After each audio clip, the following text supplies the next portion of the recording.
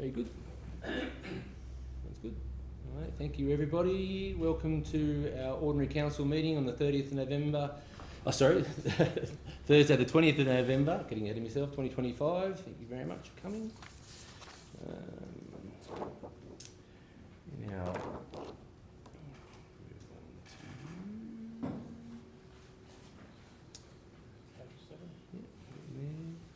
so in accordance with the Weddin Shire Council's codes of meeting practice, this meeting will be recorded for the purposes of audio-visual live streaming via Council's website and YouTube channel. Those in attendance are asked to refrain from making any defamatory statements and comply with all relevant Weddin Shire Council codes, policies and procedures at all times. Weddin Shire Council would like to acknowledge the Wiradjuri people who are the traditional custodians of the land. Weddin Shire Council would also like to pay respects to the elders, both past and present, of the Wiradjuri nation and extend that respect to other Aboriginal Australians who are present or watching. Weddin Shire Council would like to honour our service personnel who have sacrificed their lives in the defence of our freedom, our peace and our prosperity. We acknowledge all our frontline workers and volunteers who each day provide our essential and non-essential services, especially those within our Weddin Shire local government area. Thank you. Thank you. Next we move on to attendances and applications for leave. Everyone's here today, and I'll ask our Acting General Manager whether there's any applications for leave. No? No apologies? No leaves of absence or leave of absence applications? No? All good. Right, thank you councillors. We'll move on to 5, which is a confirmation of minutes. That the minutes of the Ordinary Council meeting being held on the 16th of October 2025 and the Extraordinary Council meeting, which was held on the 3rd of November 2025, be taken as read and confirmed. We have a move in a second, councillors. Yep, moved by Councillor Macon, second by Councillor Gorman. Any questions or comments regarding those minutes, councillors? No? All those in favour of the recommendation? All those against? Thank you, councillors. Next we'll move on to 6, which is our disclosures of interest. So I'll ask the General Manager to present them if we have any. We have none. None. No disclosures this month, thank you very much. 7 is a public forum. We do not have anyone for public forum. No reports or mayoral reports or minutes. We move on to 9, which is a motion or question with notice. We have a question from Councillor John Niven regarding legal costs incurred for legal advices on 2024 and 2025. And there's a recommendation to the response to that question regarding the cost incurred for legal advice 2024-25 raised by Councillor John Niven be received and noted. We have a move and a second for that recommendation, councillors. Yep, Councillor Niven and Councillor Rolls, thank you very much. Noted. Yes, I've got something to say about it. I've been to the Freedom of Information and I've now got a copy of the Weir report, which points out serious problems with the council, but it was recommended that council meet as a whole to consider the report. This has not happened. So now what we've got here is $40,000. Council has spent $40,000 of ratepayers' funds to betray the community, and the only option for the mayor is to resign. So my response to that, Councillor Niven, is A, that you have the recommendation from the report itself, which is not council's legal advice. So council's legal advice, you were presented the legal advice here. You sat in that thing, I showed you the legal advice, and you had the opportunity to read the Weir report there. So councillor, I believe I have done everything responsible regarding that report. I'm not going to discuss, obviously, the contents of that report because, as everybody knows here, that it's a closed council matter because it deals with people that aren't councillors.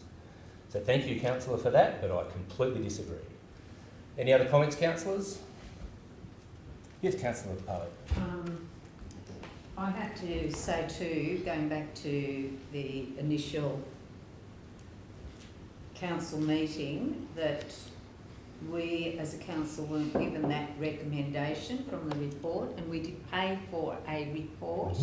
So that's been a cost to council.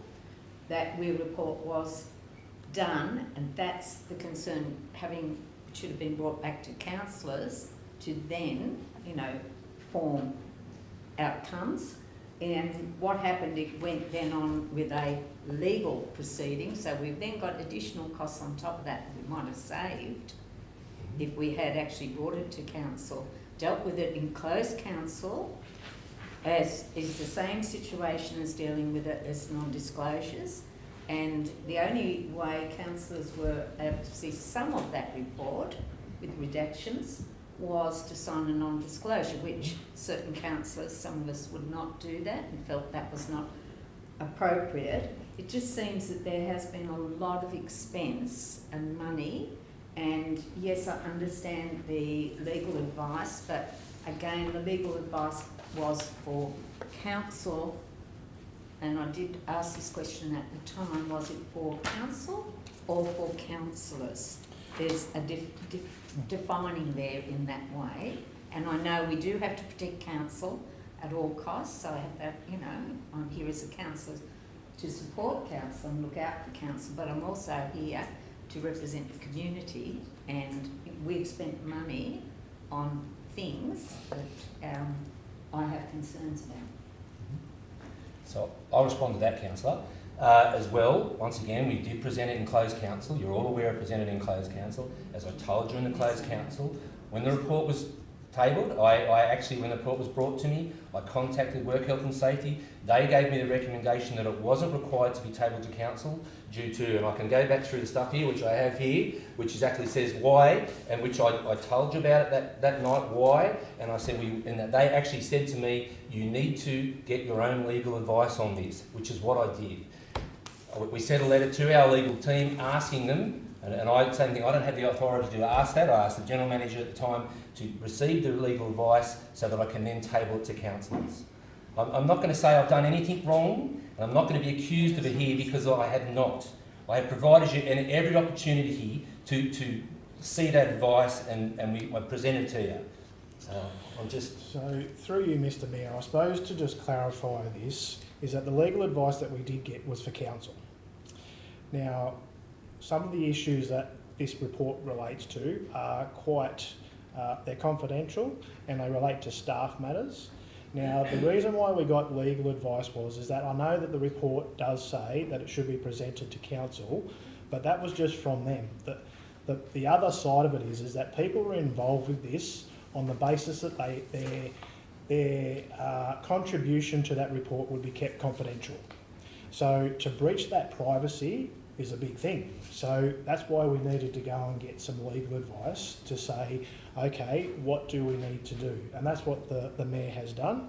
And we've followed that legal advice. That's as simple as that. So yes, while the report, which is just done by a consultant that isn't a legal expert, has said that the report should be presented to council, we had contrary to, I suppose, the concern from those people that were involved with the report, and not everyone, but certain people in that, to say, look, we were advised, and the actual report itself says that. And I've spoken to the authors of the Weir report who said, yes, they did tell people that their information that they supplied at the time would be kept confidential.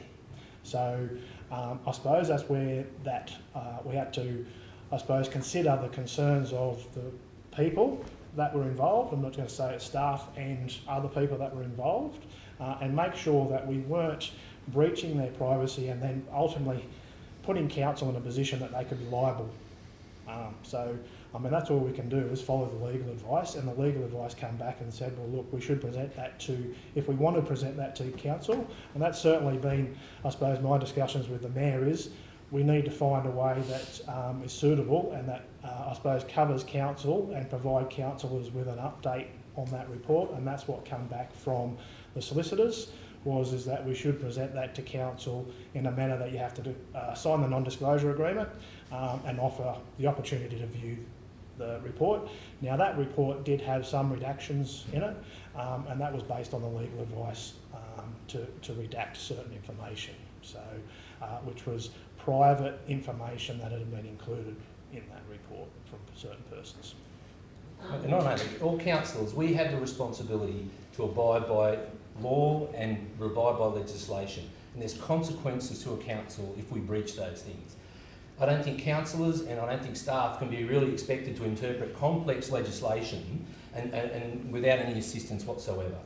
I mean, these sort of matters have to have legal advice around them so that we can make good decisions, make accurate decisions where we don't actually put ourselves at risk. And when I'm talking about putting ourselves, I'm talking about putting the community at risk by litigation. So we have to make those decisions with legal advice. That's what you do. That's good governance. It's not an optional extra to go out for legal advice. It's part of being good governance and responsible council. Some councils have legal staff on staff. We don't have that option. We have to go out and receive that advice. That's all there is to it. Councillor Niven. I move that we go into committee of the whole, others may wish to discuss it.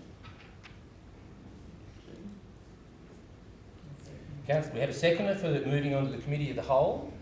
We have so that's it. Any questions regarding it? No? I'll put that one to the vote. We move into committee of the whole, councillors? All those against? Thank you. No, we're not moving the committee of the whole.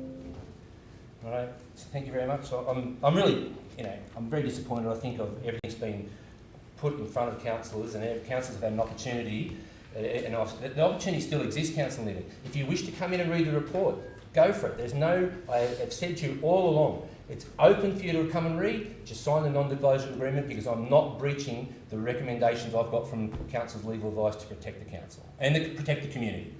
Well, legal advice is not a determination. If you want a determination, you go to a court, and the council is making the decisions, and you've made a decision not to release this to the community or via their representatives. It's you that have decided that council doesn't see it. Did you not read, council? Did you not read the legal advice that I presented to you? That we could breach. What is it we've got here? I'm just so cranky about this. We've got we can move the.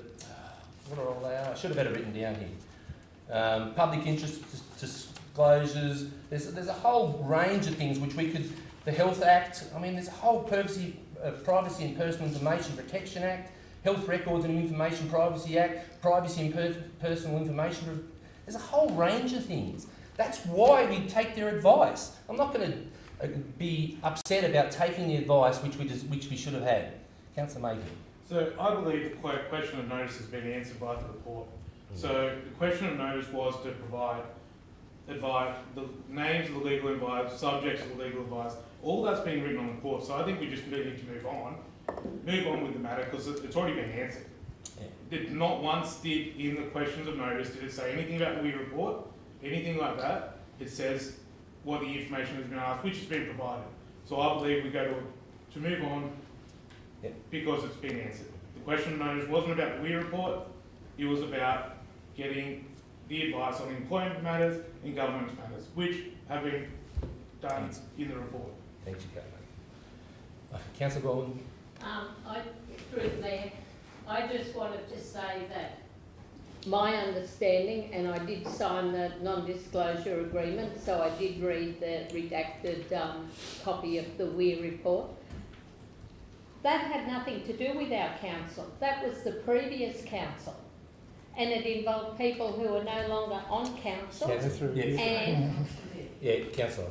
Yeah. Oh, we're not discussing the report, councillor, because that's and I'm closed just council saying, information, please. why are we dragging it up? Because it's really not relevant to us. And it's only become relevant maybe to a few individuals who are demanding that certain things be done, and that's why we were forced into getting legal advice. Thank you. I think that's enough discussion on it.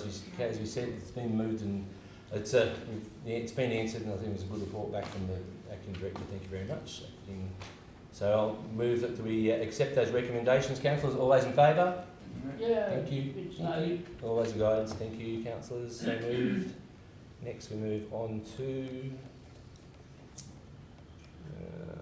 9.2, notice of motion. This is Councillor Parlett's notice of motion. The council develop a register of community common issues, requests and progressive ideas raised on roadshow days. We have obviously moved by Councillor Parlett. We have a seconder. Seconded by Councillor Macon. Thank you very much.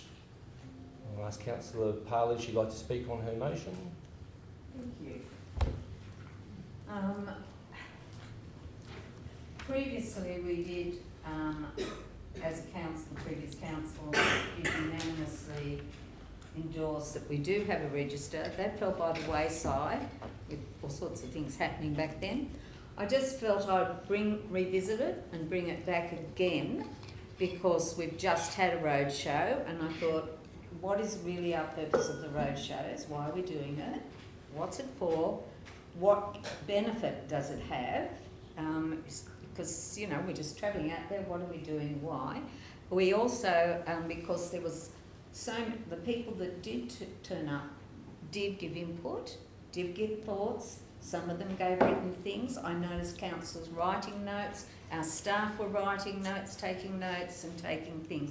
And I thought, well, this is, you know, very helpful and productive, but possibly keeping a register, because I know we've done our community strategic plan and things like that, and this is not to take away from that in any way. I did read that in the notes from council, and I appreciate the thoughts, the feedback. I just felt because it would be beneficial for the record to keep this as an outcome from the days, because it will demonstrate to the community that we value their input and that our roadshow visits are a valuable exercise for insight into our community current and ongoing progress, issues, thoughts and requests. A register could be a valuable record for councillors, staff and community members who are unable to attend roadshow days, and we have councillors that couldn't come, and that can happen because we're working in the times that it happens. Also, we have, you know, community members working, so they don't get to the roadshows. So this would give insight to those people who are interested in what's going on. A register could also be a supportive source for grant funding applications, because some issues may be brought up that are not in our community strategic plan. So this would then have it on paper somewhere so that we could tap into that if we needed to. As council has invested time and money into having roadshow days, a register would provide a valuable record of the respectful connection with the community and an ongoing reference to changing circumstances. We have things like, we could have a flood, we can have a thing, so that's going to change what's, you know, thoughts are from the community, from our residents. That won't be in our CSP. So this keeps those up-to-date little things that happen. A register may encourage more community attendance and input from a diversity of Weddin Shire constituents as we are documenting what we are hearing, acknowledging and recording community perspectives, ideas and views. I must apologise, I did this very quickly. I've been away. One of the thoughts from our staff was what would be the purpose of the register, and of course that's, you know, a record of current progress, issues, thoughts. It's not everything out when we go out on the road shows, and this is for people watching, we get compliments, we get thank yous, so that can be noted too. It also demonstrates that I thank you for our roads, and that was one thing that was brought up way back. I had a gentleman give me a list of things when we were on a bus one time, still got that list, and one of them was the road out in that Bimby area.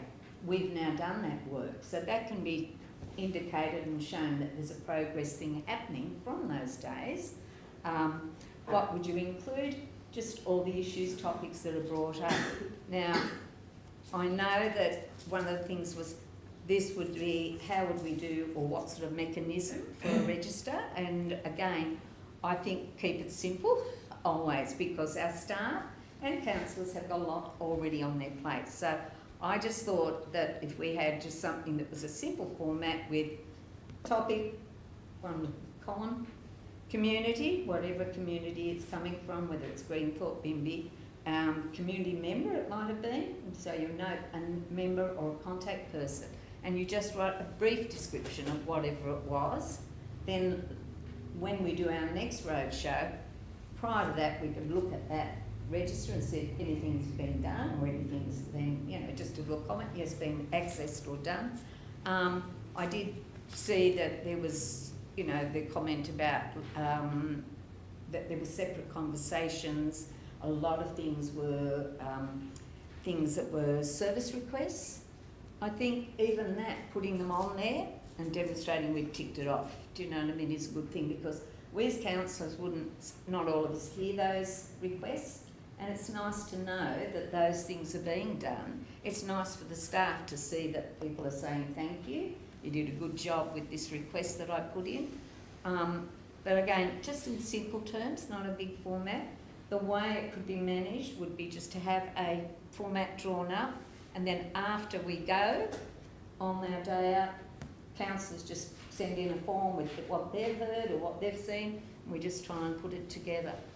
If it's too much for staff, a councillor might be the person to put that together. I'm quite happy to do something like that, as I said, a positive thing. But I think there's a way around it, and I just think that it keeps things current, because our CSP and all of that, whilst we're working, it's not to take away or be an action plan as such, it's a register. And I think, you know, that's just thoughts from there.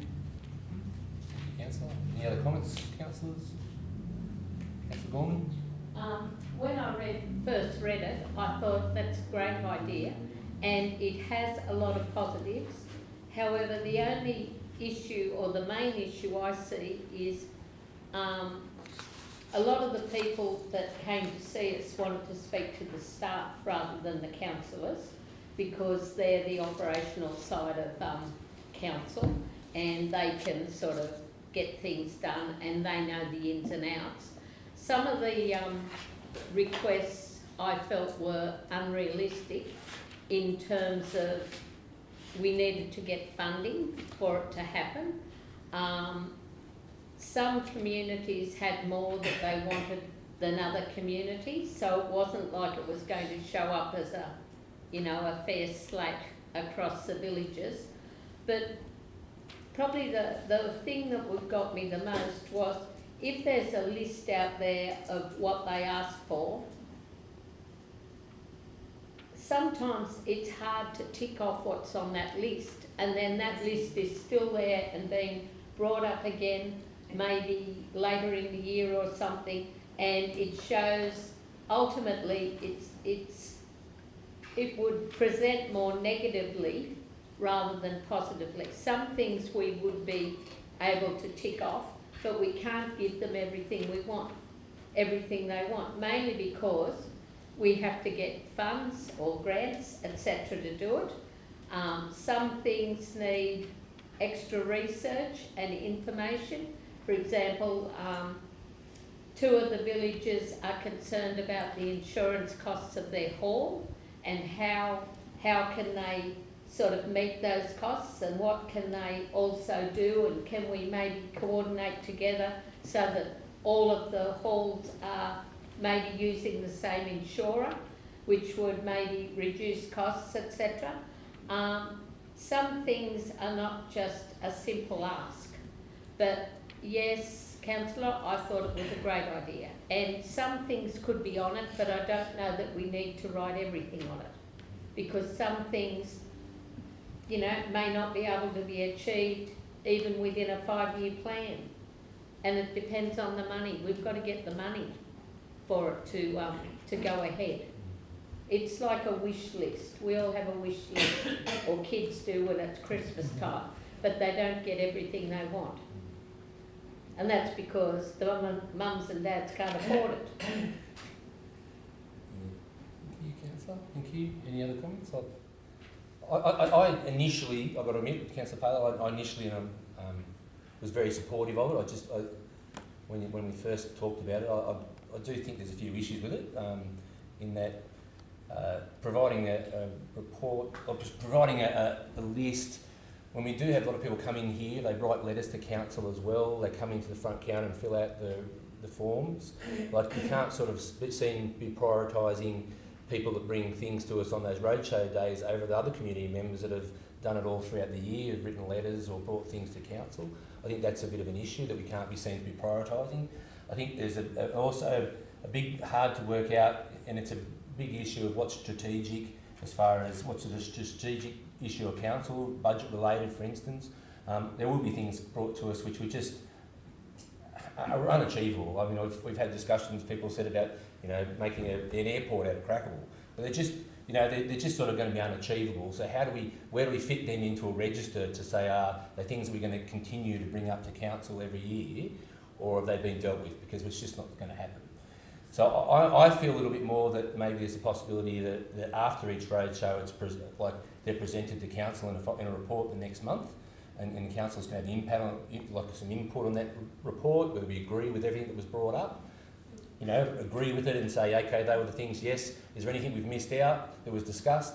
And then that can be triaged out into, if it's operational, it goes to the right area of council, if it's engineering or whatever it is, if it's, the ranger or dog control gets triaged out.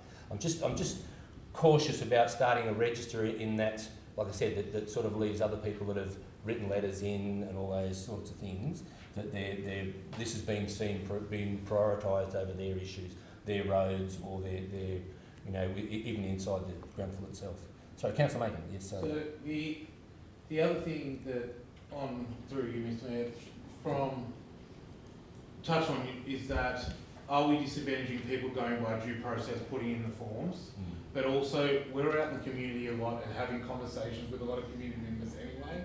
So are we supposed to be putting those on the register every time we get caught at IGA or caught at the pub, or have someone email us, or yes, we forward it on to the right department, but is it missing the streamlined approach of how things are documented that way instead of a casual conversation out in the community, where instead of a register of achieving and making sure it happens, rather than, as you said, a report afterwards of these are the things that we discussed, and that way reporting back to say, yes, we are taking them on board, we're not ignoring them, but we're not so much creating yes, we can do this. Because a lot of people, and I imagine I'm not in the office, I can imagine at the office people come in with a casual comment and say, hey, you need to do this better, or they send the correct forms in by due process, trying to get a service request or whatever that may be. We're sort of skipping a few steps by doing it that way, if that makes sense. Yeah. Anyone else? Councillor Montgomery? I sort of originally, when I first read it, thought, oh yes, that's great. And then I thought, oh gosh, I can't cope with the register we already have, so why would we want a second one? Because I just find it, I don't like that format. But I do think we have to acknowledge the communities. They have to know that we've been there, we've heard them, and in their language, not our language. So it's not interpreted by somebody else, but by exactly what they're saying. Now, I think operationally, we can't, that you would not even go there in trying to record that information, because that is operational and that is the operation side of things to manage it. But like when the issue of the insurance, now, I mean, I know that's now been looked into, but like we didn't know that there was an insurance issue at Greenthorpe, but now we know that. But we haven't noted that anywhere for them to know they were acknowledged and heard. And like out at Crondy and what they have going sort of thing, and the things that they want that they see for the future. And so we've had the meetings with them, but we haven't come back and acknowledged what they have said to us. And I believe that we should be acknowledging in some way, have it in a format that goes into our business paper to say we went, we heard, this is what was being said. But again, not an operational situation, just the essence of those communities. That's what we want, is because that's really very powerful for other communities to know how they're all functioning. Yeah, that's sort of why I was suggesting a report to council, because as you said, it's operational. You can't, is an engineer going to come back every time they fix a road that's been mentioned and say, oh, I have to update that another register as well as doing the job that they're doing? Yeah. And you sort of go, and update everything constantly. Any other comments, councillors? Councillor Gorman again? Before Councillor Pallets. Councillor Montgomery said that very well, and that's what I was going to say. Just the fact that we have mentioned it at council, we don't have to write a list that we refer to. We can write a little report and put it in the business paper if we like, with a list of some of the things. We don't have to list all of them. Some of them may not be even realistic in terms of us having the money or the whatever technology, etc., to do what they want. But I think that's a good idea. Councillor Parlett? Do I have a right of reply? You do, if no other Go councillors back wish to speak? No? Go back. Yes, you got a right of play. Does anyone like, because we're still in No. committee? No? No? All right, okay. I think the term register has obviously thrown everyone, and there's some confusion there in what was meant. I did not mean it as it was not a commitment list. There was not that indicated anywhere. It wasn't an action list that we had to address. It was a communication list. Now, perhaps if I'd use the word record, keep a record, that's what it was meant to be.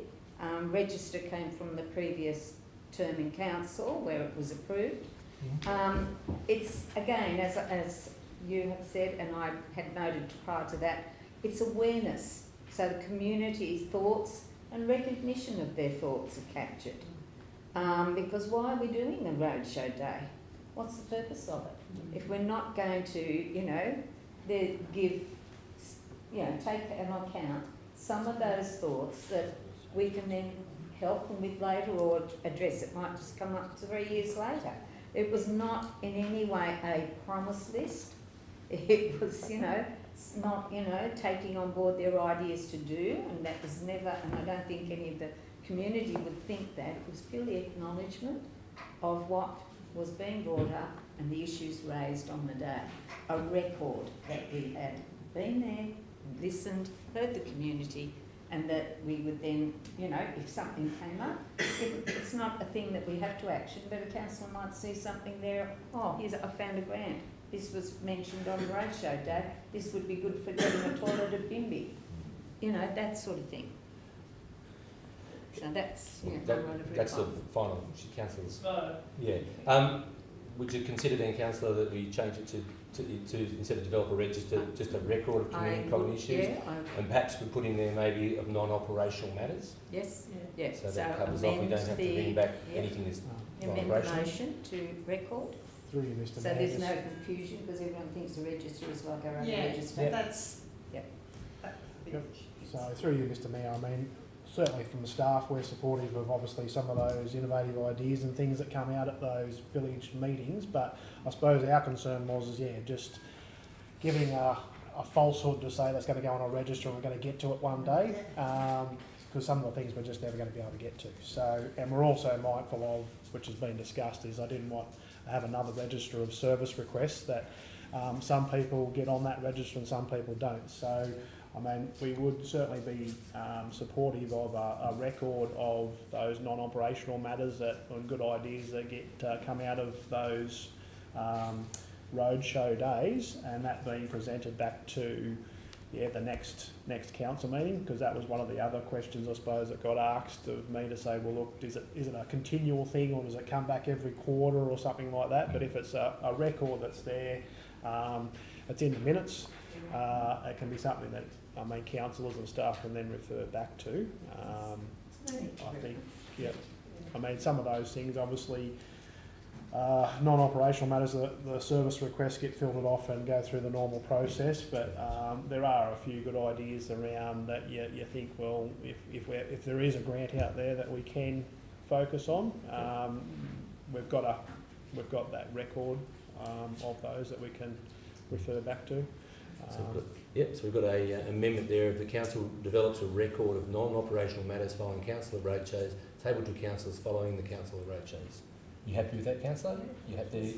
Yes, Do okay. we need to determine who puts that together? Oh, Because look, that's council. you don't want Council to- staff will put that Is that together. okay? Or Yeah. we contribute to that? Okay. So I think, that's probably the finer details we can sort out, but obviously if councillors are talking to someone during the road shows and it's not in a group discussion, it's probably just a matter of noting that down, and we can compile notes at the end of the day.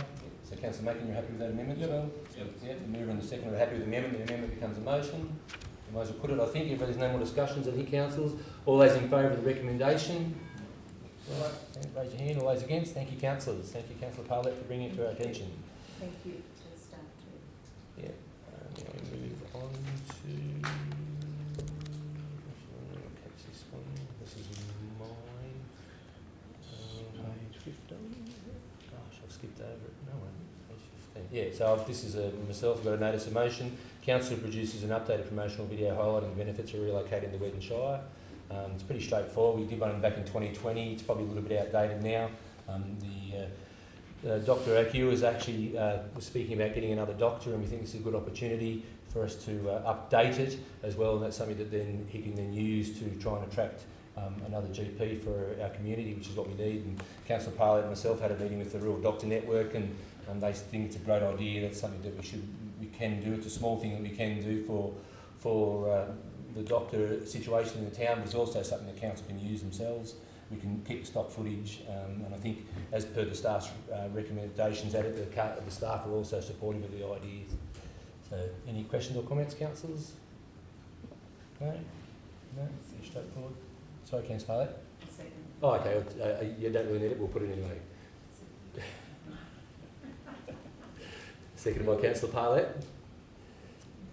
Yeah. Thank you for that, Councillor Parlett.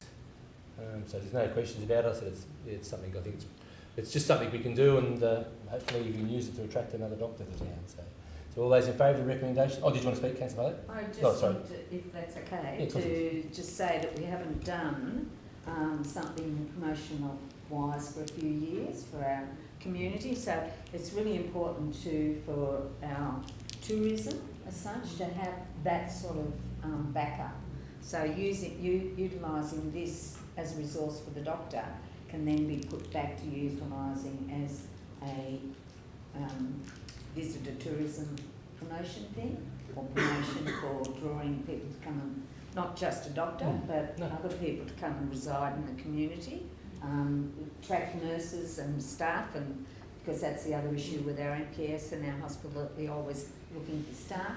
And if we promote well, and we do have a great little community, so this is what we need to showcase all the time. Those people over in Great Britain and England love Australia, so this could be a really useful tool for him.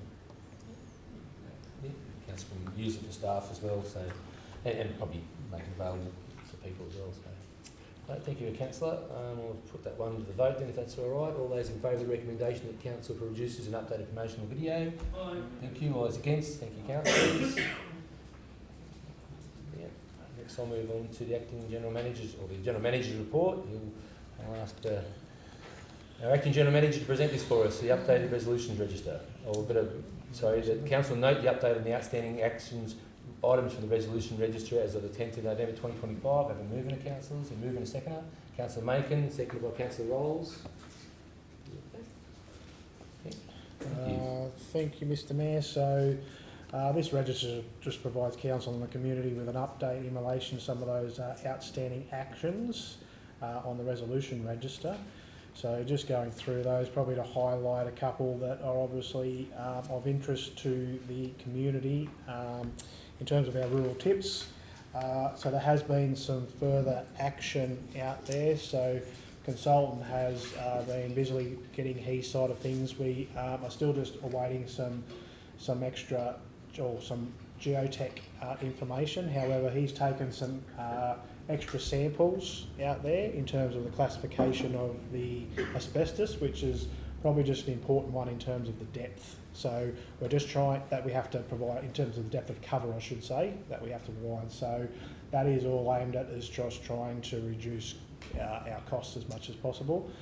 In the notes there, you'll mention is that they have done the estimates in terms of how much material we're going to have to encapsulate it at both sites. So you're looking at about 600 cubic metres at Caracabal and over 1,300 at Quandialla. So one of the things that was suggested to us was to, based on their investigations and their testing, is that some of the internal access roads at Caracabal were essentially clear of asbestos, and that's because we've had an asbestos removalist out there before removing asbestos fragments. So the recommendation was is get the occupational hygienist back out there, get a clearance certificate. We've already got some for parts of the sites out there when we had to get in and remove the chemical drums and some other stuff out there, as some of the other internal roads that we didn't actually get a clearance certificate for. They're hoping that if we get that clearance, it'll actually reduce the amount of encapsulation material down by about 300 cubic metres. So it'll be another further cost saving. So we're just in the process. I've spoken to the occupational hygienist last week and put him in touch with the consultants, and they're just trying to liaise to get that done, hopefully, ASAP. So that's moving forward. I suppose in terms of those rural residents, just to touch on the bank of bins at Quandialla and Caracabal, that was a hot topic obviously at our roadshow days, and has obviously been a hot topic in my email and on the phone over the last sort of little while. So we have got letters to go out hopefully tomorrow. We've put a bit of work in to try and offer a rural waste collection service as another measure, which would mean that we'll have some designated collection areas around the garbage route, and we'll be sort of veering off, I think it's down Sandy Creek Road and then down Pullabooka Road into Caracabal, and then between Caracabal and Quandialla, then Quandialla to Bimby. So we'll have some designated collection points that people will be able to bring their own bin there, and we'll collect that every second, general waste bins that will be, every second Wednesday when we're doing the village runs. We're proposing that as a trial just to make sure that we can get that to work. If that proves successful, then we might extend that and continue on with that. We certainly are aware that we are working to try and still get the tips open in some format. Obviously, the final format will be something that we'll have to discuss with the community and making sure that we meet our legal obligations. But that will just mean, obviously, the concern has been emptying their bin into the other bins. There's been some issues at Quandialla around the odour of those bins. Same at Caracabal, there's been concerns about the location of them. So the idea will be is that we'll phase out the bank of bins, and that would mean that everyone can bring their own bin in, deliver it to a designated area. We'll pick it up on that Wednesday, then they can come and pick their bin up and take it home, and then do the same thing in the fortnight's time. So the bank of recycling bins at Caracabal and Quandialla. So the Quandialla ones, we're saying that we will leave those there next to the RFS station, which is where they were previously. There's a little area that they built out there. We're talking about relocating the bank of recycling bins at Caracabal out to I think it's the recreational ground. So we've done a bit of work out there in terms of putting a suitable surface down there as part of another grant. So and that would be a collection point, so people can take their recycling to there and also drop off a bin if they're out that western side of Caracabal. So we're hoping that might be a bit of a happy compromise. I know that will still mean that some people have to travel to get their bin there, and unfortunately that's all we can sort of do. We have to sort of have a suitable area for the truck to pull up and collect the bin, so we can't collect it at everyone's mailbox or their gateway, but we've tried to sort of spread some collection points around on that run. So those letters hopefully will be going out tomorrow with some maps and those types of things. So I thank my staff for putting all that together during the week. We were sort of hoping to get it out last week, but we didn't get a chance to. So it'll go out this week, and then hopefully if we can get those out, we'll probably even start next Wednesday on that service. Just while you're on that, I just want to thank you, Luke, and sorry, but thank you and the staff for doing that, because as I said, there's been a lot of work put into that, trying to organise that, trying to work schedules out, work out routes, and you're only doing it for the benefit of the communities out there to try and solve this problem. So I think you've done a great job on it. Thank you very much. No worries, thank you. The other one, I suppose, to note there is planning proposals. So we've got 2 planning proposals that were lodged for the reclassification of some council sites. So there was a bit of a hold up with the Department of Planning, but we've got the gateway determination back from the Department of Planning. So the gateway process is basically like a checkpoint. So you lodge your planning proposal, the Department of Planning have a look through that and deem whether it's suitable to progress to the next stage. So we've got both of those gateway determinations. That does not mean that they will be approved. It just means that we move to the next step, which is a community consultation process. One of the determinations had a condition on it that we had to go and consult with the RFS for a certain time period. So we've done that. We're just waiting for that time period to finish. That'll probably take us close to Christmas, so it'll be probably early next year we'll have the community consultation process on those reclassifications. So there'll be plenty of public plenty of public consultation and avenues for councillors or the general public to make submissions in relation to that, and then that will form the basis of the next process. So that's probably the two main ones in there. No questions on any of those councillors? No, thank you very much. So all those in favour of the recommendations on those outstanding items resolution register, please. All those in favour, accepting them, and all those against, thank you, councillors. Thank you, Acting General Manager, for that update on those ones. Next, we will move down to 10.2, Planning Systems Reform. Proposed changes to the Environmental Planning and Assessment Act 1979. There's a recommendation that the Council notes a report on the New South Wales Planning System Reforms Bill 2025. I've been moving to second to councillors. Moved by Councillor Montgomery and seconded by Councillor Rolls. Thank you very much. Thank you, Mr Mayor. So this is just for council and the public to note. Essentially, the New South Wales Government is looking at implementing some fairly substantial changes to the Environmental Planning and Assessment Act. So it's the primary act that that governs all things development, infrastructure-wise. So obviously the mandate of the state government is housing at the moment, but there's quite a number of changes that they're proposing. So the report outlines what the objectives of that bill are, and also goes through some of the main proposed changes to the Environmental Planning and Assessment Act. Some of those seem like they're probably a good idea. There is, I suppose, in the industry a bit of concern around some of those proposals. So, look, the devil will be in the detail. We don't know the whole ins and outs of everything at the moment, so we can only go off what they've released so far. So, at a bit of a wait and see moment, but it was just to bring to everyone's attention. It's certainly a bit of a topic, certainly in probably some of the larger metropolitan areas around.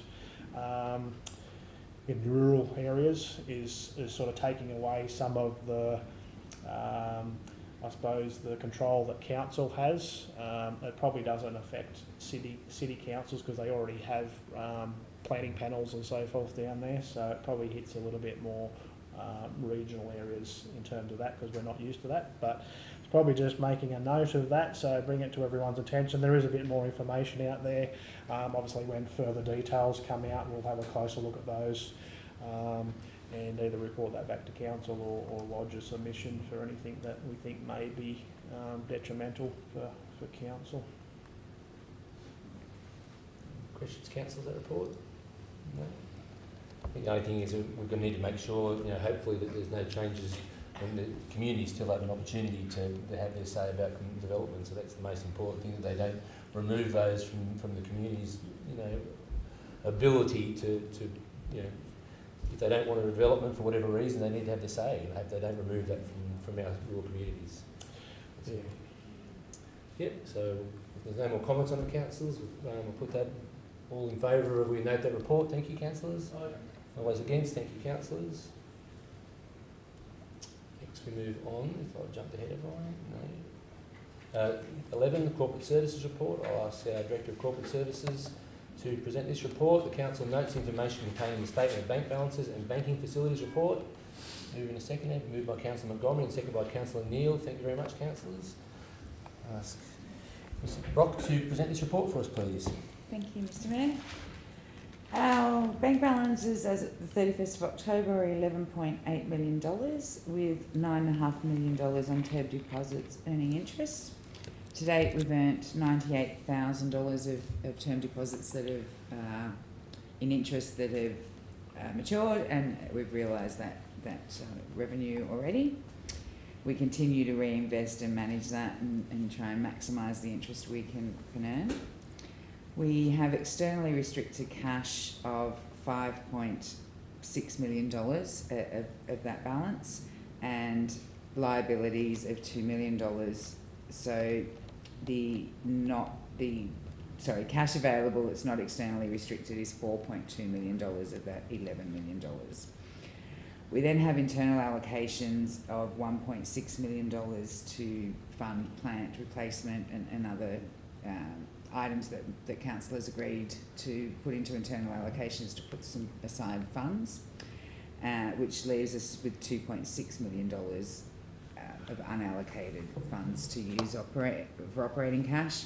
And just to note, as we move forward, we have prepaid operating grants in that account balance, and that balance will continue to drop throughout the year as we use those operating grants. Thank you. Thank you. Any questions of the Director, councillors?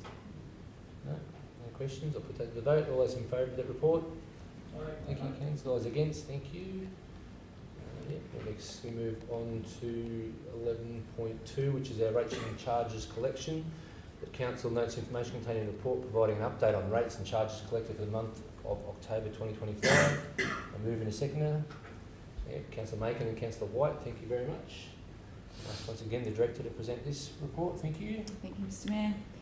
So, rates collected to 31st of October is $2.3 million. We have $3.3 million remaining outstanding.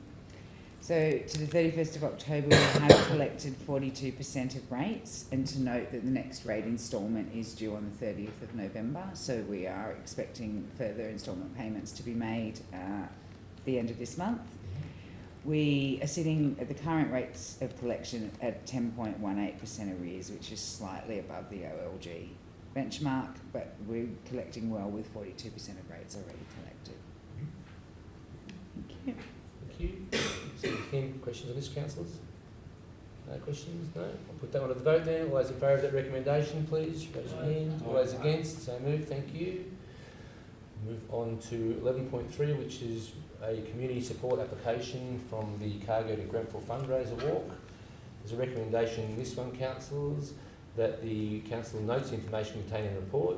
2, delegates the acting general manager to write to the Cargo to Grenfell walk to explain that council's limited resources do not allow council to provide the full donation requested in the community support application. And 3, approve the in-kind donation of the hiring of the Portaloo toilets for the use of their towing and placement for the 12th to 14th of March 2026. So we move in a second to councillors. Yes, Councillor Parlett and Councillor White, thank you very much. I'll ask once again the Director to speak about this community support application. Thank you. Thank you, Mr. Mayor. So we have received a community support application for the annual Cargo to Grenfell fundraiser walk, which is occurring in March 2026. The request has been for a donation of $2,000 and or in-kind support that would be of equivalent value or higher.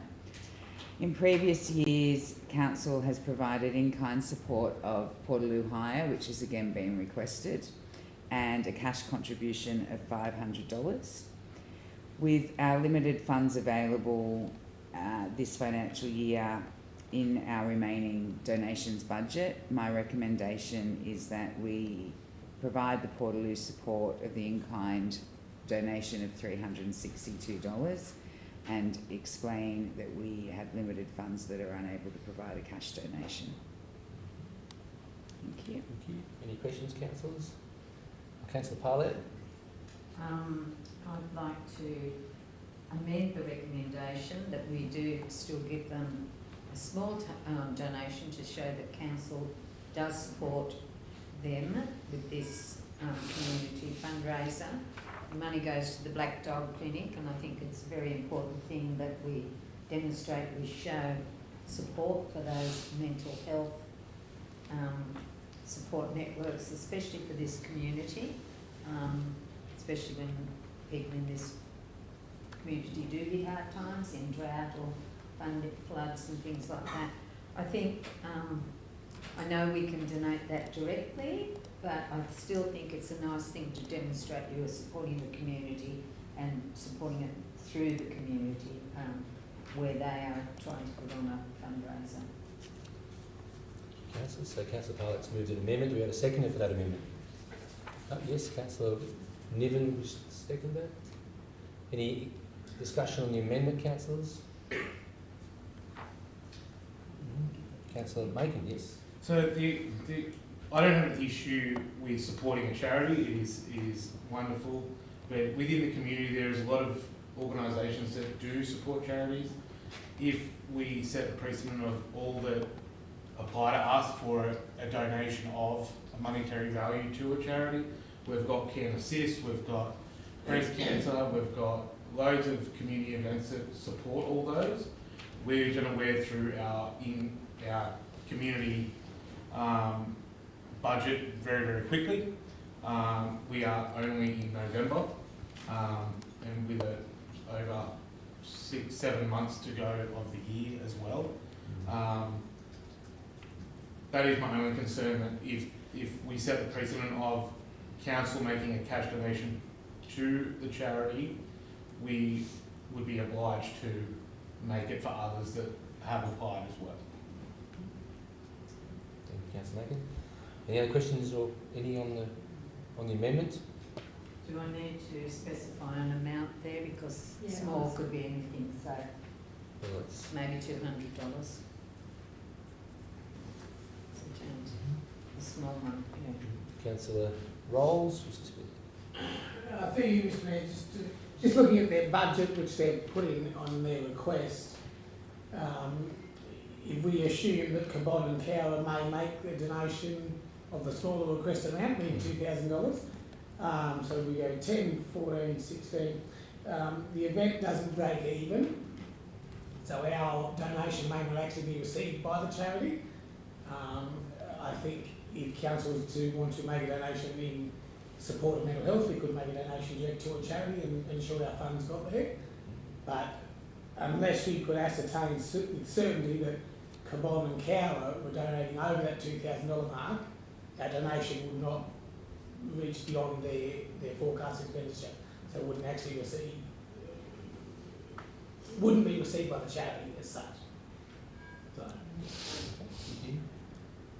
Any other comments, councillors, before I put the amendment to the motion? To the vote. Councillor Neal, yes? Through you, Mr Mayor, I'd like to agree with Councillor Macon.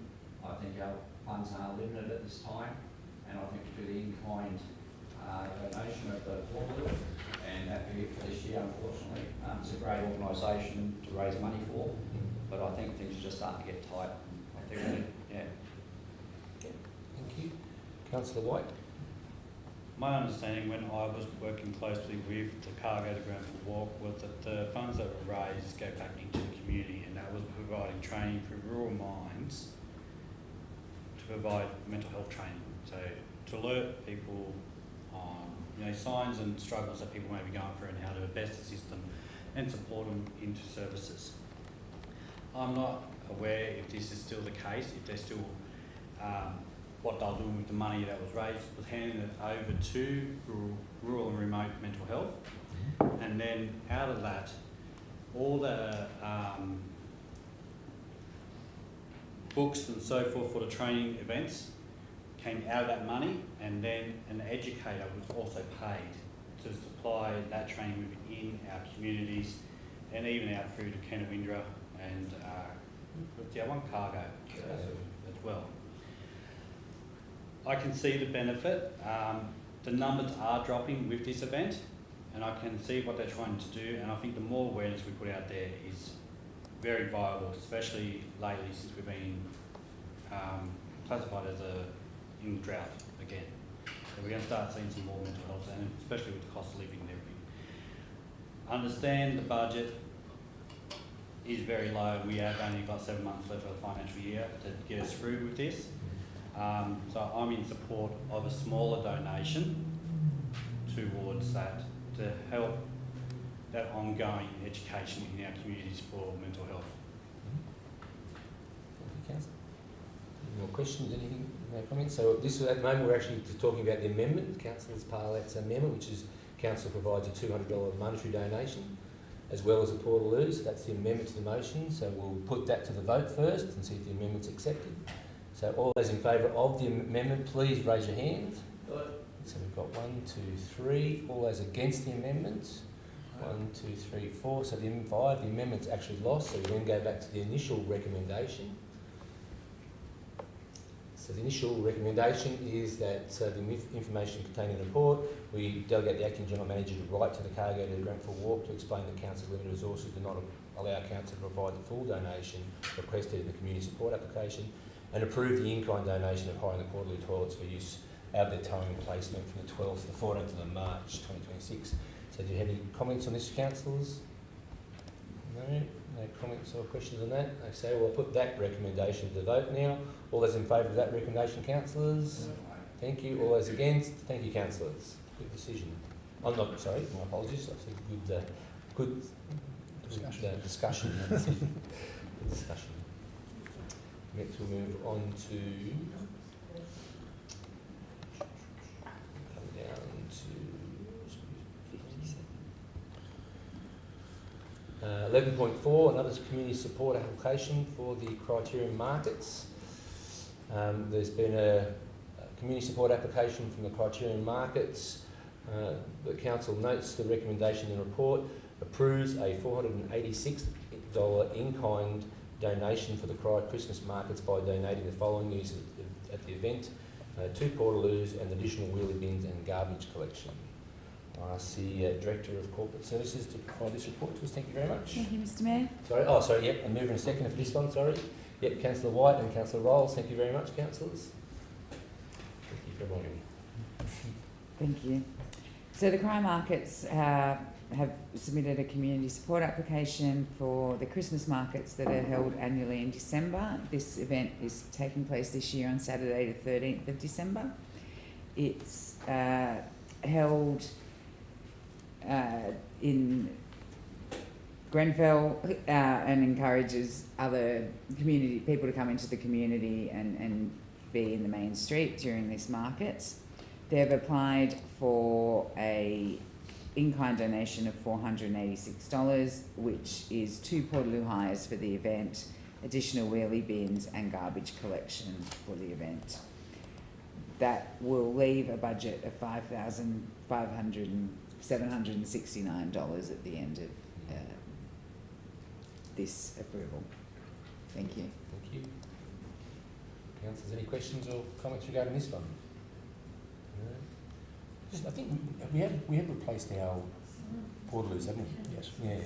So even though we say it's in kind, it still does come to a cost of council because of the portaloos, when they do get damaged and they do wear out, and then we have to replace them. So, all right, councillors. No questions. I think this is the same thing. I think they picked up the idea of running with markets when some of the community groups weren't able to do them anymore, and I think that's really good, and it's something the community sort of wants, especially around Christmas time. I think it's a good thing. So if there's no more questions or comments, I'll put this one to the vote, councillors. All those in favour of those recommendations, please raise your hand. All those against, councillors, thank you very much.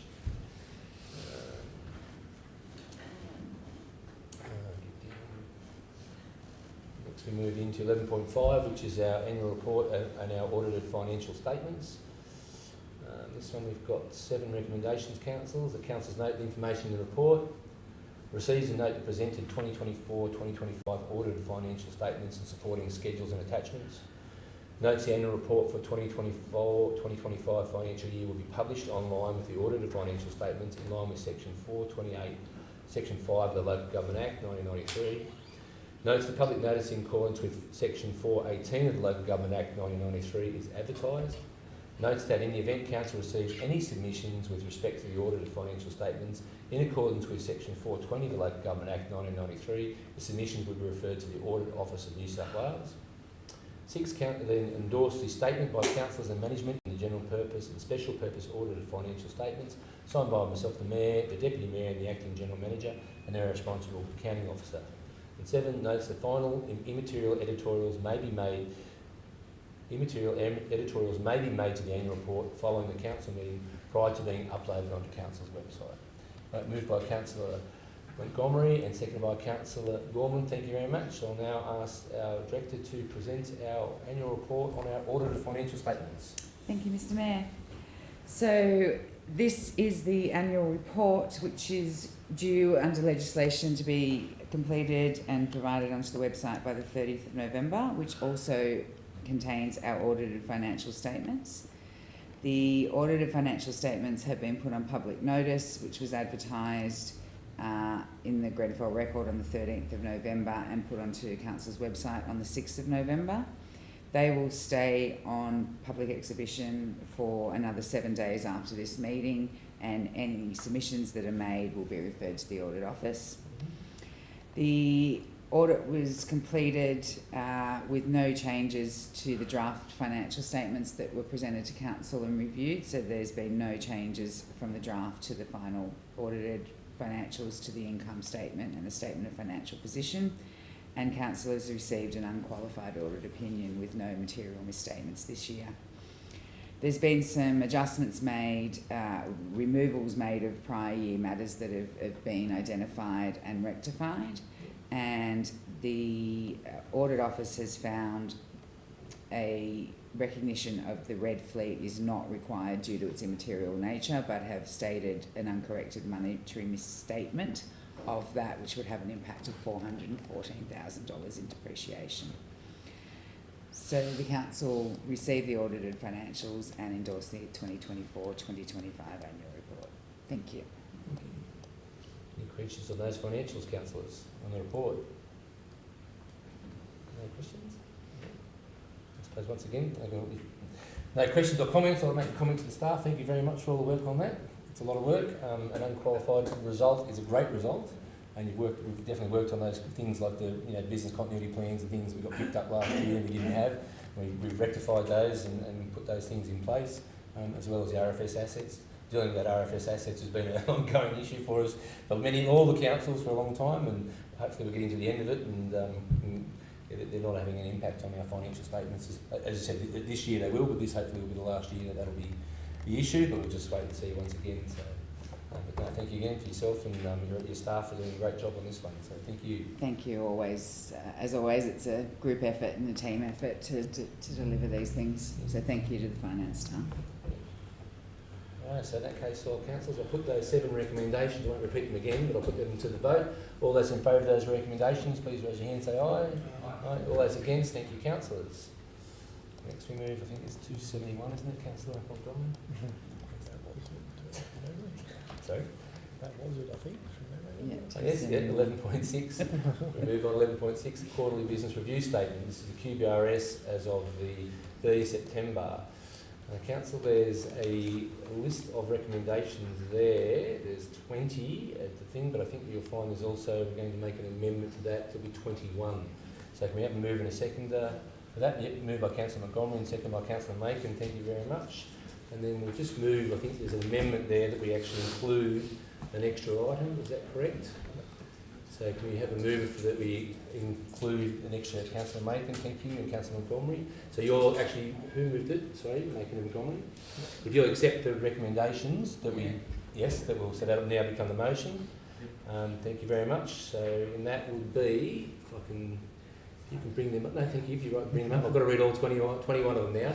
So Council notes the errors in the QBRS page 7 and 8 and noted the updated quarterly 1 financial year 2026 income and expenditure budget review statement, consolidated and quarter 1 financial year 2026 income and expenses budget review statement, general table to council and endorse the updates on the QBRS.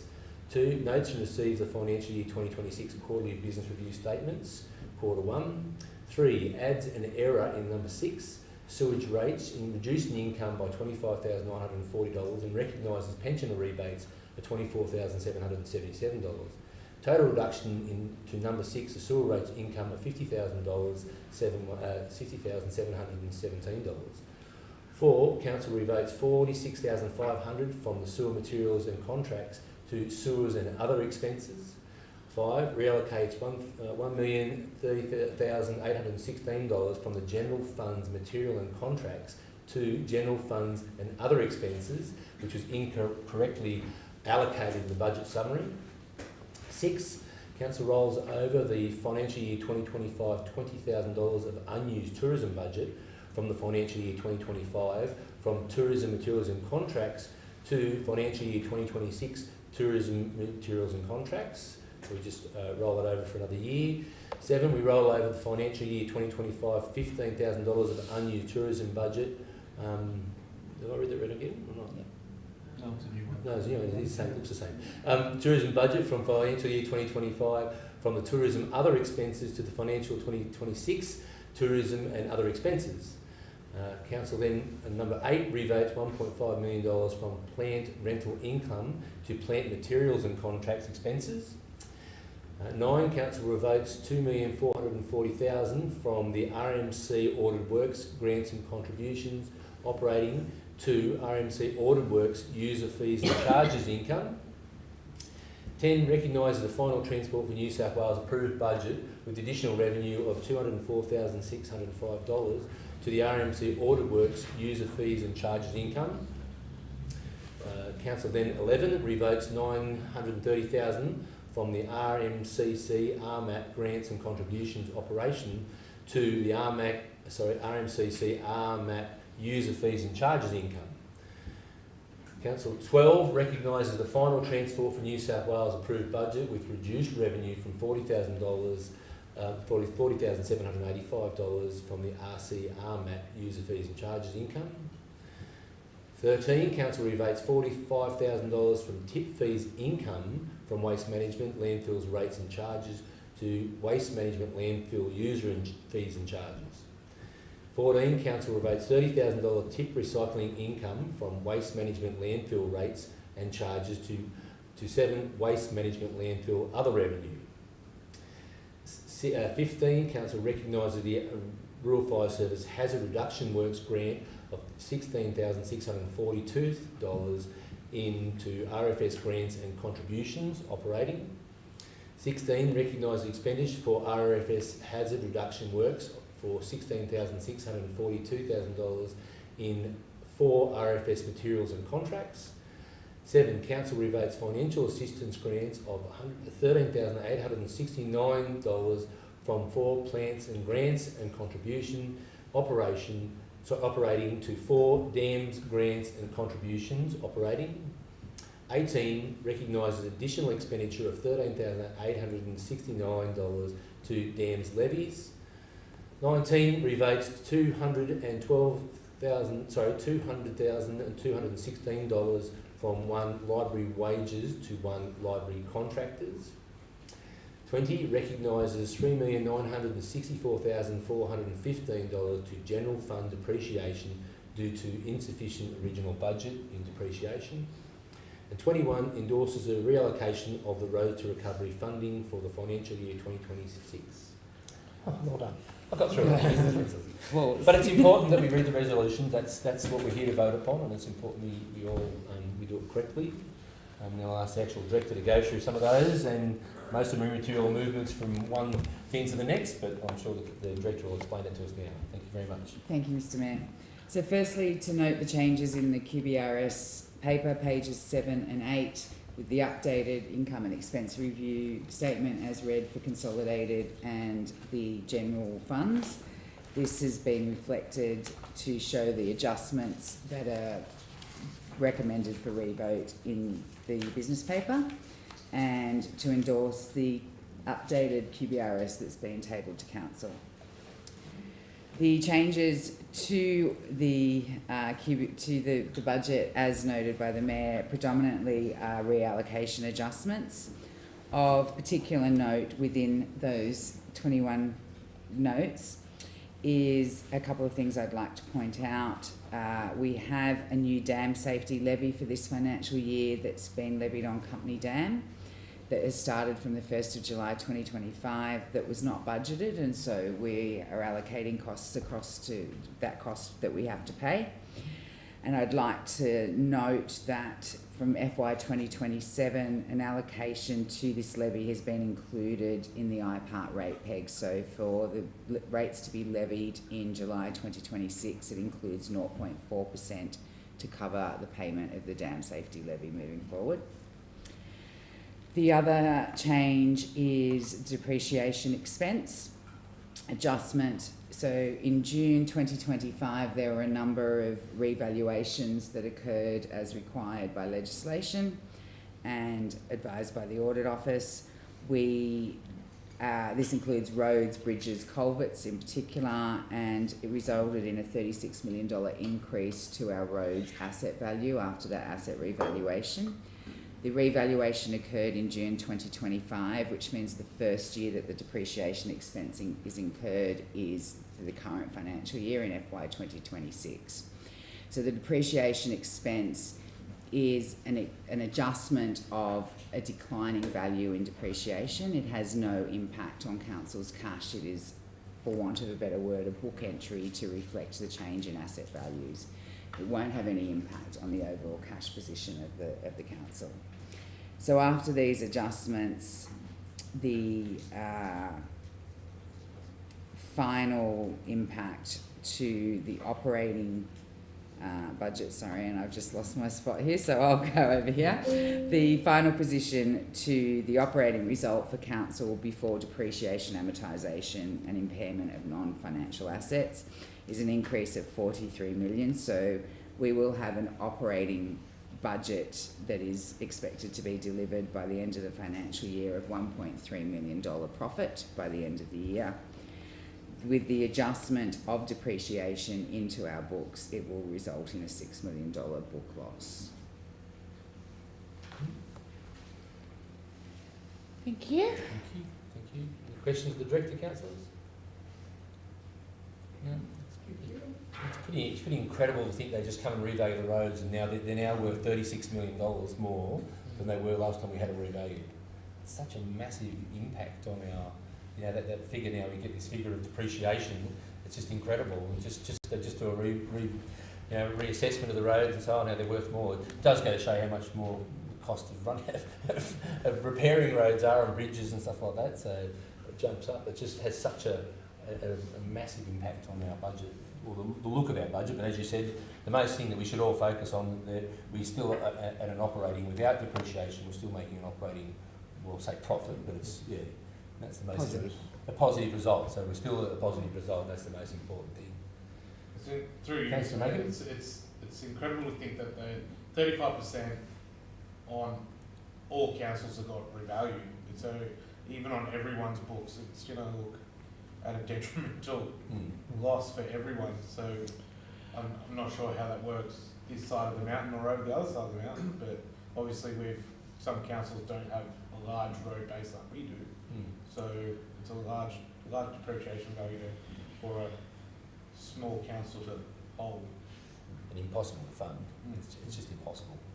Through you, Matt. It's certainly for a small councils that have a low rate base, that have a lot of roads.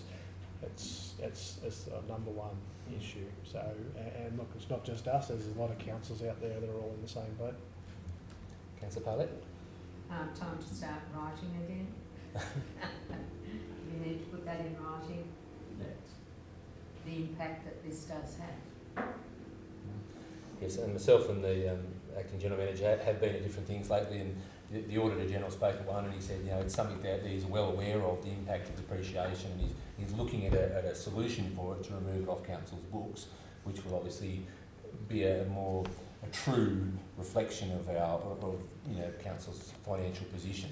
But I think it's something that we probably will be a good thing if we could once again write to the Auditor General and ask them to please address that issue, because like I said, the impact on our statements is great. The community looks at it and says, oh, you're making a loss, but you're not really. You're actually making a profit, so to speak.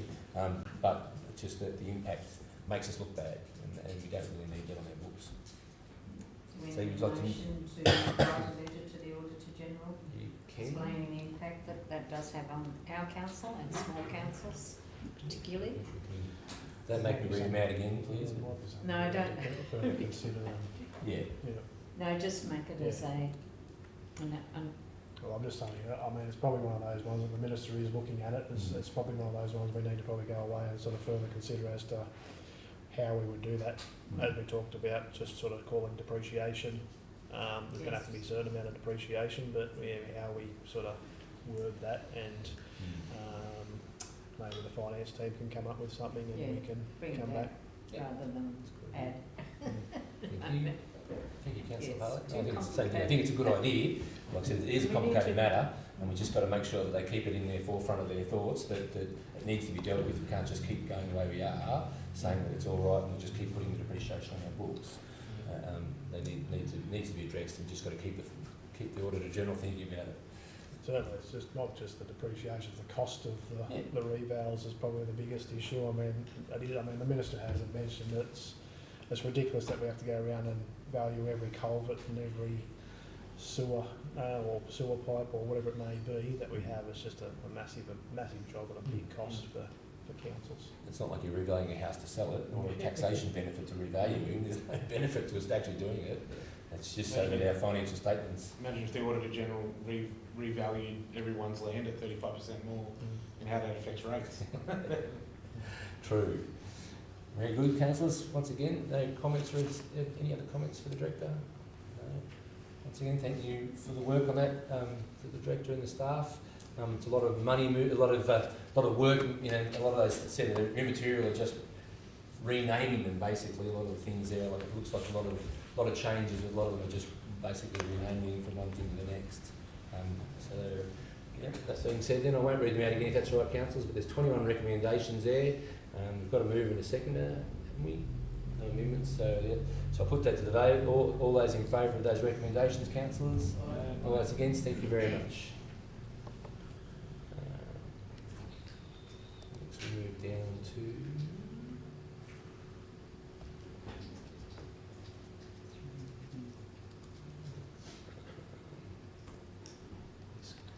Should have got the numbers down. Shouldn't we? 311. 311, thank you.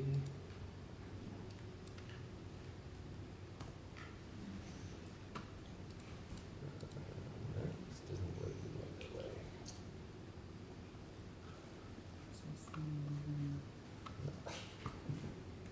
311. Next we move on to the Infrastructure Services Report.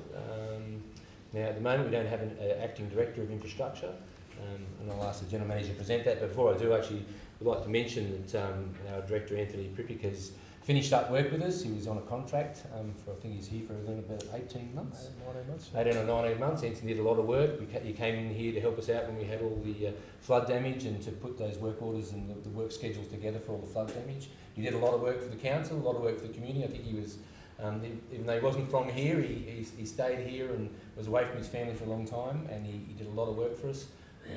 And he was very, as we all know, Anthony was very community minded, and he really wanted to do the best that he possibly could. I think Nowlands Road was one of his biggest achievements, extending the amount of paving we were able to get with the money we had. So he was very, very happy with that, and he wanted to sort of sit here to see the rest of it out. The rest of the flood's finished, but I think I said his sort of contract ended about 19 months. So if you're watching, Anthony, thank you very much for all the time and effort you put in.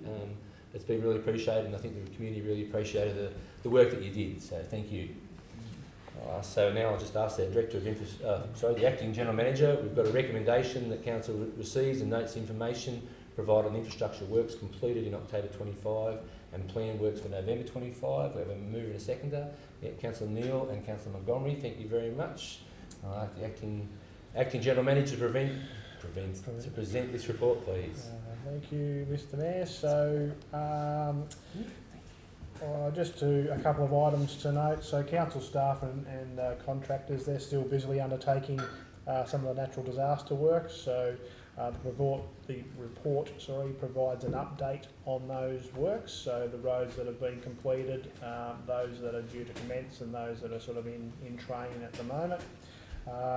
Crackable Shared Pathway, it's close to completion, if not already complete out there. Bogalong Dam, so we do have a new Bogalong Dam committee which was voted on last month. So early next month, might be on the 1st, I think there's a Bogalong Dam committee meeting. So that committee will meet to consider the report from Public Works in relation to the dam, and then there'll be a report back to council for consideration. In terms of Bogalong Dam, we have issued a contract to a local contractor to do some culvert works out there on the road access, I think it is out there. So that was part of grant funding. Curb and gutter works out at 3rd Street, Condiella. So council and the community are aware, we done one side. We were going and we're extending over to the other side. So that is due to start early next month. Council staff mainly undertaking the gravel resheeting program as per the strategic plan. I know that we have been getting a lot of service requests, so I just wanted to make note to the community that yes, we are getting them. We've got a backlog, obviously, with the amount of roads and the amount of damage that we've got. We're trying as quickly as we can to get around to all those. We certainly apologise for the time that takes to get to some of those, but it's just a factor of the sheer amount of work that we've got to try and do at the moment. So the staff are doing that gravel resheeting program. Taylor Park, so I want to congratulate the team. So Claire, Ellie, Auburn, all our Parks and Gardens staff that have been involved with Taylor Park. It was opened on the 1st of November, so it was a popular. I know that there's been some fair amount of use up there, so acknowledge that and how good the day was on the Saturday for that opening. So there was a tremendous amount of work to try and get all that done, and certainly the Parks and Garden staff and all the effort they got into to make sure it was all spick and span for the opening. We've pretty much nearly completed the accessible car parking spaces in the main street. I think they may have been down there again today, I'm led to believe, to put some bollards in. There has been a couple of queries, so we've just got to put in some curb ramps, and I think there's some existing signage and stuff down there. If it hasn't already been removed, it'll be removed to match up with the new car parking spaces in the main street. And I think that's the main items. Thank you very much. I want to echo what you said about the staff. I wanted to make more of a mention of the staff work on Taylor Park, but we called up the kids and the kids sort of took over at that point, so they didn't actually get a chance to sort of thank the staff on the day of how much work they actually put into getting that Taylor Park renewed.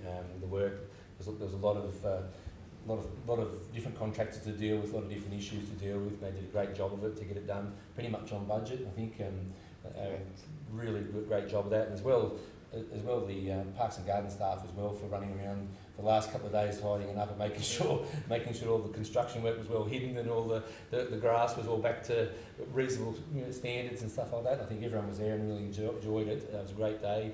And obviously you can see how much use it's getting now, the park. You don't have to drive past and see all the kids in there playing with it, so it's been a great result. So I really wanted to thank their staff for all their work on that. Like I said, we had a rush of kids and it was a bit hard, so at that point, but it's a great job. Any other questions or comments, councillors, regarding that report? No? In that case, I'll put that one to the vote. All those in favour of the report, do noted. All those against, thank you, councillors, and thank you, the Acting General Manager. Next, we move down to 12.2, application for support regarding club grants category 3 infrastructure, sports and recreation. This one has a recommendation that council notes information in a report regarding the application for the club grants category 3 infrastructure grants, sports and recreation, for the purpose of upgrading the field lighting using the existing towers at our Henry Lawson Oval. 2, council places on public exhibition the proposed upgrades to field lighting at the Henry Lawson Oval and using the existing towers to support the application for grant funding for a period of 14 days. 3, council requests the Acting General Manager to present further report to council with all submissions received at the conclusion of the public exhibition period for council's further consideration and adoption of the application for grant funding for the proposed project using the existing towers, or in the event no submissions are received during the exhibition period, the council formally adopts the current application for grant funding without any changes.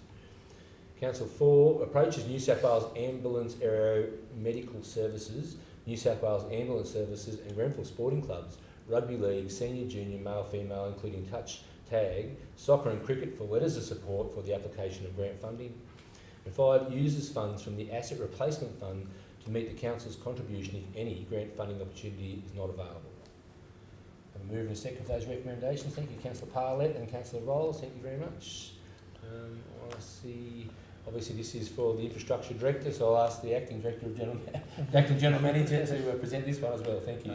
Thank you, Mr Mayor. So, look, as the community and councillors are probably aware, there's been an ongoing issue with the lighting down at Lawson Oval. So some of the light globes have blown. Historically, the energy provider replaced those free of charge for us, but that's no longer the case. So it's quite expensive in terms, obviously, the height of the light towers there to get an elevated work platform in and an electrician to replace the light globes is quite costly. One of the issues that's been identified is that just due to the age of the light fittings, there's no guarantee in terms of how long those globes will last. So we could spend a lot of money getting up there to replace globes, and it could be a potential that they could blow again, if not immediately, within a few weeks or a month. So we have been looking around for grant funding to upgrade the lighting down there. So the club grant category 3 infrastructure grants, it's currently available. So our infrastructure team has put this report together. They've got some cost estimates in relation to upgrading the lighting. There was 2 options. Option one was just to replace the light fittings themselves, utilising the existing towers, and that's come out at, I think it's about $170,000, which would then require a co-contribution of $85,000 by council, being 50% of the cost. Option 2 was to replace the towers with new towers and the lights. Obviously that's a lot more expensive, so you're looking at about $420,000, which would mean that council would have to co-contribute $210,000. So speaking with one of the consultants, we're generally of the mind that the towers we think will be fine, but as part of option 1, it also includes the structural certification of those existing towers to make sure they're adequate. So that's what we are recommending is option 1, that we apply for that the co-contribution if we can't find another grant to go towards the co-contribution, that be come out of the Asset Replacement Fund, that thing. So obviously Lawson Oval, not only for sporting groups and community groups, it's also for the New South Wales Ambulance Aeromedical Service, so where care flight comes in and lands, so it's got a multi-purpose down there, so it is quite important. So that's, I think, it. So yeah, so I'd be recommending that we go with option 1. There's obviously, with those old lights, there's quite costly to run, so the new lighting that we would be installing would be LED lighting, so there'll be an ongoing cost saving to council for the operational costs of those, and they'll obviously have a longer lifespan than the old lighting. So. Thank you. Do the Councillor. helicopters land under the lights? Yep. Yeah, okay. Yep, so I think, It's not just a daytime thing? It's No. not- Yeah, okay, thank you. So, and my understanding is it just helps them down there, but they land on the side of the roads. They have been landing, obviously, in wet weather, I believe, maybe down in the industrial estate when needed as well. So it's just a benefit to them, I suppose. I'm led to believe that they've got night vision and those types of things now, but certainly the lighting makes it a bit easier for them. Easy for the transport, Ambulance access. and that as well. I'm sure the staff are probably all over it, but I wonder how we make sure we have a look at the electricals in those posts before we. Yeah, that'll be part of the whole. So I think it's electricians have been the ones that have been down and had a look at them all. So we'll be making sure that all works. We had an issue with the Main Street ones when they post up that they weren't usable because the electrical and were so badly aged. So, yeah. Questions, councillors? I think this is it's a good result. I hope you don't need to come up with, $210,000 or $85,000 to replace them. Hope we can get the grant. It'd be terrific, really. And it's well used. It's a great facility. So we've done all the grandstands have all been done up now, and it'd be a pity to have the lights let them down. So I hope we can get that grant. So, any questions of the director? No. Okay, so if everyone's happy with, was it one, isn't it? The option one, I think. If we're all happy with the option one, I'll put that one to the vote. All those in favour of the recommendation, please raise your hands. Thank you. Everyone against? Thank you very much, councillors. Very good. Next, we can only hope we get the grant. Next page is that 13 Environmental Service Report. Yep. Yep. 341. Page 341. Development applications, construction certificates and complying developments. We just need to note the report on the development applications and complying development applications during the month of October 2025. Moving and seconder. Yep, Councillor Montgomery and Councillor, seconded by Councillor Macon. Thank you very much. Ask the Director of Environmental Services, or our Acting Director, and our Acting Director of Infrastructure. Range or whatever you want. Thank you, Mr Mayor. So this is just for noting. So just a list of all the development applications and the construction certificates that were approved during the month of October. Very good. Questions on any of them? Put that to the vote. All those in favour of the recommendation, noting. Thank you. All those against? Thank you, councillors. Next we move on to 13.2, the Waste to Art competition. Council recommends that council notes a report on the 2025 Waste to Art competition. And that the Mayor writes to each of the local Waste to Art winners, congratulating them on their winning works. So Director again to present this one. Thank you. Oh, sorry, yes, moved and seconded. Yeah, moved by Councillor Neil, and seconded by Councillor Rolls. Sorry, didn't see. Thank you very much. Thank you, Mr Mayor. So Waste to Art's basically just a community art exhibition and competition, which is open to residents sort of in the net waste sort of region. So we started this back up in the last, I think it might have been last year, just to offer, I suppose, promote some education and involvement from the community around waste. So it's a good way of sort of getting the message out about recycling and those things. So they have a theme each year. This year was the year of the toys. So it sort of nearly fit in with the festival theme. So we have made use of the festival to try and promote this through the schools, and obviously encourage the kids to make a piece of art, and then that's judged during that week leading up to the festival, and then they're normally displayed down at the hub during the Henry Lawson Festival. So this year we run obviously the local competition, and there was some local winners. So Logan Glasheen was the 3D section. Functional was Georgia Monley. And then in the secondary school, the 3D, Ebony Dowd, Sammy Mitten and Zarin Durham. So from there, from the local winners, they are then all packaged up and sent to the regional competition. So that was hosted by Dubbo this year. So they're all displayed, and then they go through another judging process over there for the regional winner. So Logan Glasheen, his artwork, he was actually won the first prize in the 3D primary school section for the region. So he got some prize money and a certificate for that. So just to congratulate him and also the other local prize winners, we thought it would be good to get a letter from the Mayor just acknowledging their winning artwork. Excellent. Councillors, anything? No? Congratulations, Logan. Well done. They've done really well. Yep, so I think that's fine. So I think we'll move on that one. If there's no comments on it, we've got Council Notes report, and then we write to the winners, so congratulating them. So all those in favour of those recommendations, councillors? All those against? Thank you very much. Right. Next we move on to 14, Delegates report. We have a delegate report from the Health Council's meeting minutes from 4th of August 2025.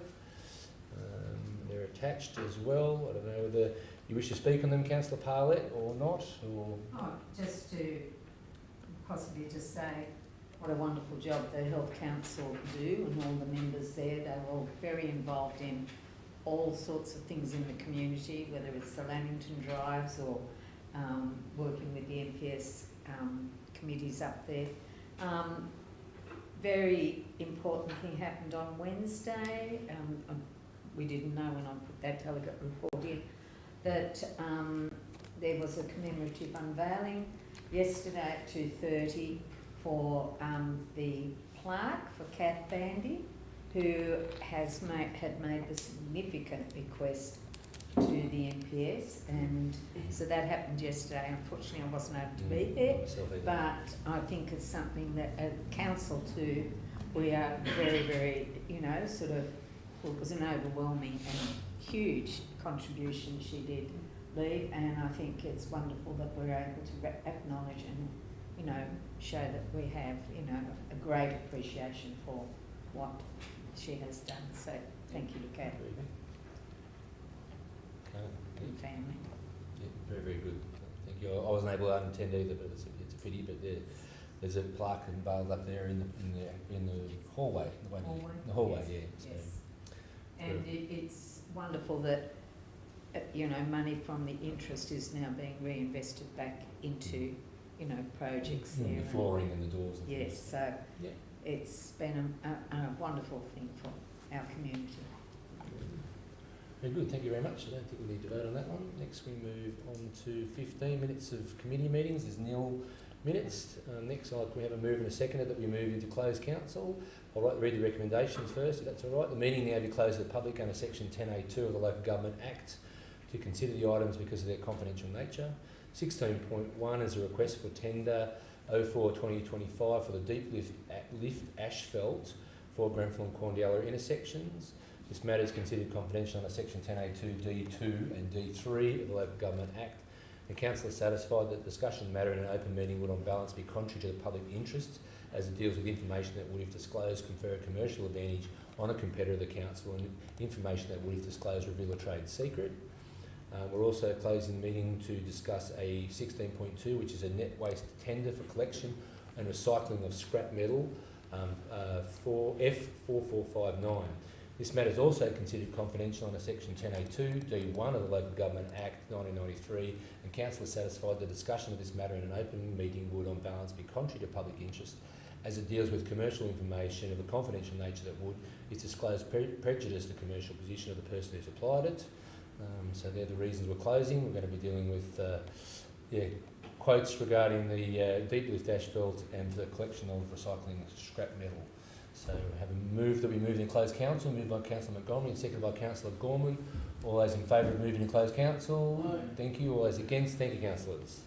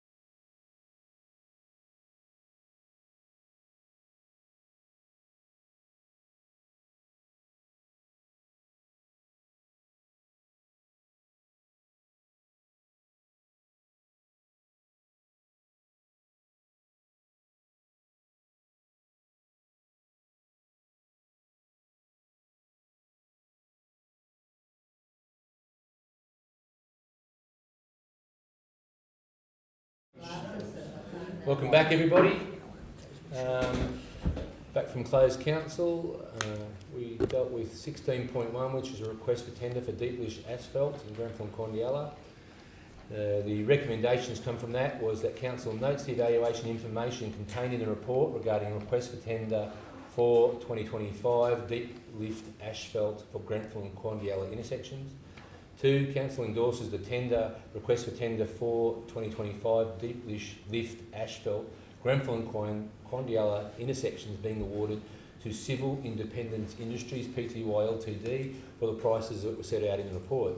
And 3, council delegates the acting general manager to enter into and execute the contract with Civil Independent Industries Pty Ltd for the deep lift asphalt for Grenfell and Condiella intersections. That was moved by Deputy Mayor Gorman and seconded by Councillor Neal, and the motion was carried unanimously. Next we moved on to... There you go. Next we moved on to 16.2, which was a net waste tender for collection and recycling of council scrap metal, F4459. Resolution 24225 was moved by Councillor Neal and seconded by Councillor Montgomery. The Council 1 notes a report on the net waste tender F4459 being for the collection and recycling of scrap metal. 2, approves tender for F4459 for the collection and recycling of scrap metal being awarded to Access Recycling for their tendered price, as which is set out in the report, for the initial 2-year term with the option of 2 successive 12-month extensions. And 3, provides the acting general manager with the authorisation to execute the contract with Access Recycling for the collection and recycling of scrap metal, and that motion is also moved unanimously. Thank you very much. That concludes our evening for this afternoon. I'll get a move in a second that we close. Moved by Councillor Rolls and seconded by Councillor Montgomery. All those in favour of closing the meeting? Very good. Thank you very much, councillors, and thank you for at home if anyone's watching. Thank you very much, staff.